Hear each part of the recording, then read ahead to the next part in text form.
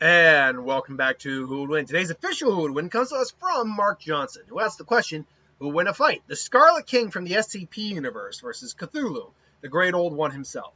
Now, Cthulhu's been on the channel a few times now. I can generally do Cthulhu.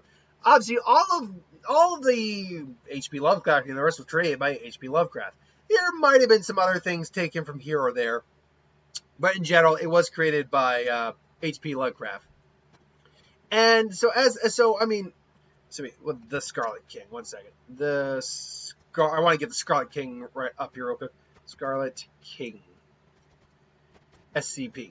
Cthulhu obviously he's not actually, he's technically one of the Great Old Ones, but he's not. He's actually a priest to the Great Old Ones. Cthulhu, for all his popularity, is actually among the weaker spectrum of the Great Old Ones. It's very odd. But that being said, Cthulhu, if and when he arises, is still immensely powerful and well beyond our human comprehension. The thing is, with all of the Lovecraftian creatures, basically they're aliens more or less. But because of that, they are, what's the best way? They're beings that are so beyond our comprehensions as human beings that they're going to do one of several things. One, you're going to die just from seeing them. Two, you're going to go insane from seeing them. Three, you're going to die insane and die from seeing them. And four, maybe your eyes will just blow out of your sockets and you'll be fine. But that's the thing. Basically, our brains can't comprehend these things because we're like, our brains are like, this is not real. This should not exist. Blah, blah, blah. But that's within H.P. Lovecraft. H.P. Lovecraft's universe, for all intent and purposes, is basically our universe. Just if you inserted those beings in there, that's why it functions the way it does. That said, however, and if you were to throw Cthulhu, for instance, in SCP's universe, it probably wouldn't be the exact same effect because there are so many other anomalies. That being said, there are so many anomalies that do the same thing that Cthulhu does in terms of affecting your minds that very well could do the same thing. But if you throw Cthulhu in something like the DC universe, Marvel universe, Dragon Ball, Naruto, that kind of thing, what their brains can comprehend are very different because of what already exists in that universe and how much common knowledge a lot of these people have compared to us. But anyway, Cthulhu basically is, again, the high priestess of the old ones. Description, he's based on the statue of the creature, one construct the artist's features, and basically he's a combination of a dragon, human, and octopus put together. That's usually the best way to describe him. And his size can vary, but he is always described as massive, as just huge.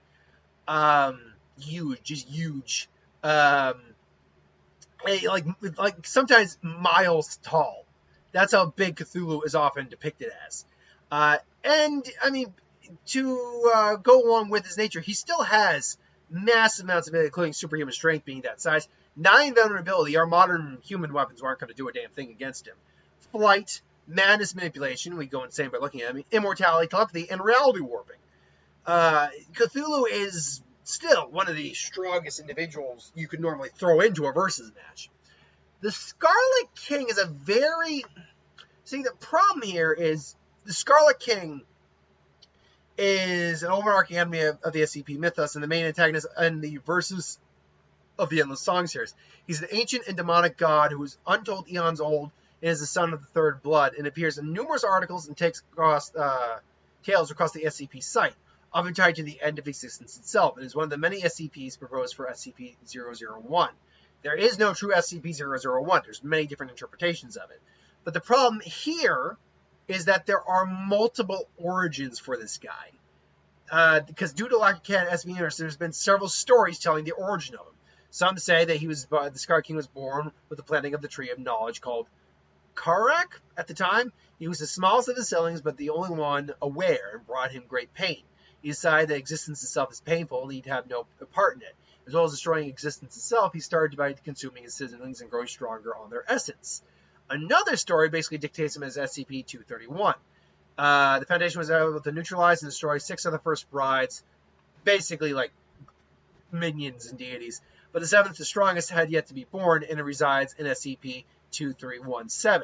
It is prevented from existence by using procedure 110 Motok, developed by a character. Its procedure is unknown, but it implies brutal acts of violence, such as rape and torture, in order to keep the Leviathan away.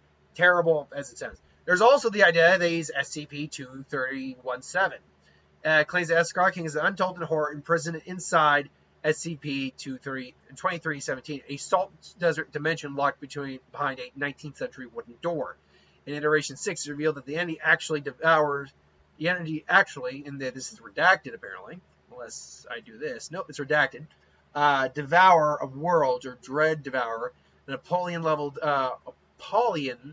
Devourer entity that will enter the Foundation reality within 30 years. The councils are the apathetic about the inevitable attack. And then, in a tale, when it came from home, the Scarlet King is summoned by the revived Delevites and rises with his army to destroy creation. He destroys most of creation, casts down all of the gods in the sphere. The dead are revived to march to the king, but are destroyed by his horde. However, he is greatly weakened by the assault. Finally, the only remaining resistance to the king are a group of 36 saints gathered on the mountaintop. Exactly what they do is unknown, but it's implied they summon the 7 warriors who destroy the king. Basically, yeah, there's no clear-cut origin for this guy. What we do, due to lack of his true form, is not known. Artists often draw him as a classic devil-like figure with antlers, sometimes with tentacles and tendrils, kind of Lovecraftian inspired. In a tale, 3 short scenes about death, the Scarlet King is given a little description. His fists are described as massive and gnarled, holding the chains of his consorts and concubines. The same fists could effortlessly smash a man's throat. King's voice is described as similar to the chittering of a billion infinitesimal insects in swirling and constant motion. According to another 001, the original SCP, King is more akin to a living meme than an individual entity. In effect, he is the idea of nihilism and the force of chaos. He can assimilate an entity thought to be him, an aspect of himself. And then SCP-4989, Dr. Simon Kells describes the king as being like staring at a pattern screamer, only more hollow. What we do know, though, even though his true powers aren't known, is that he is a multiversal level threat, if not worse. He can conquer and destroy entire worlds and civilizations, threaten other lower elder gods. For regular humans, his true power is presumably beyond comprehension. Scarlet King is stated to be powerful enough to threaten all of creation and trade knowledge itself, making him a multiversal threat, if not worse. So, while we don't know the full scope of his powers, and Cthulhu's powers could still be expanded on, we do know that on a threat level, the Scarlet King poses a bigger threat. And if he's on a multiversal level of power, that's kind of actually game match there, because Cthulhu's power is not multiversal. It's powerful. He could take out an entire planet if he wants, but he could not take a universe out on his own. He would need assistance of other elder gods. There are elder gods that are far beyond this Cthulhu. For instance, I can't remember the name of it, but there's one that basically, in essence, we are all this guy's dream. The minute he wakes up, we cease to exist. And then maybe if you were to go back to sleep, a new reality begins. That's how powerful that guy allegedly is. But yeah, it's kind of one of those things where the Scarlet King, at least from description, is leagues beyond Cthulhu. Cthulhu is powerful, but when you really factor in just what we deal with on so many levels, in terms of power, it does seem like the Scarlet King is well and truly beyond something like Cthulhu. So, my money would be on the Scarlet King. They would try to clash Cthulhu, would try to warp reality. The Scarlet King would chitter, saying, that's adorable. And pretty much wipe out Cthulhu.